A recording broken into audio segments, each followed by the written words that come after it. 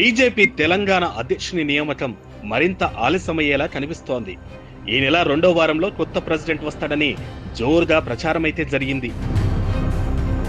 అయితే ఎవరిని నియమించాలనే అంశం ఇప్పుడు అధిష్టానానికి తలనొప్పి వ్యవహారంగా మారిందని తెలుస్తోంది.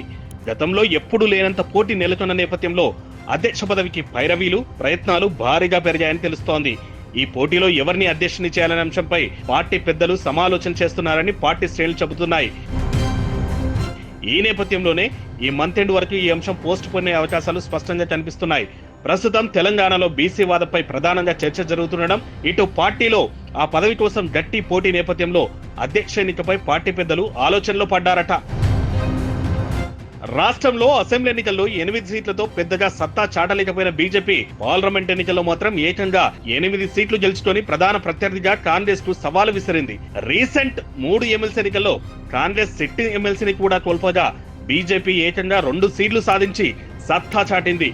ఇక బీఆర్ఎస్ కనీసం పోటీ కూడా చేయలేకపోయింది.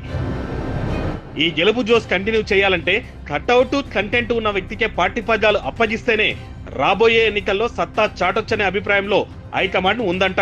సో ఈ పరిస్థితుల్లోనే అధ్యక్ష పీఠంపై కన్నేసిన నేతల బలబలాలపై స్టడీ చేస్తున్నారంట ఢిల్లీ బీజేపీ పెద్దలు. 2028 టార్గెట్ గా పోటీకి వెళ్లాలంటే ఇప్పటి నుంచే కష్టపడే వ్యక్తికే అధ్యక్ష బాధ్యతలు అప్పగిస్తేనే బాగుంటుందనే విషయంలో పార్టీ అధిష్టానం సీరియస్ గా ఆలోచిస్తుందట. రొటీన్ గా కొందరిపై ఆధారపడకుండా వివిధ మార్గాల ద్వారా నివేదికలు తెప్పించుకొని మరీ అధ్యయనం చేస్తున్నట్టు తెలుస్తోంది. ఈ కారణాలతోనే మరికొన్ని రోజులు కొత్త రాష్ట్రాధ్యక్షుడి ఎంపిక ఆలస్య అవకాశం ఉందంట బీజేపీలో.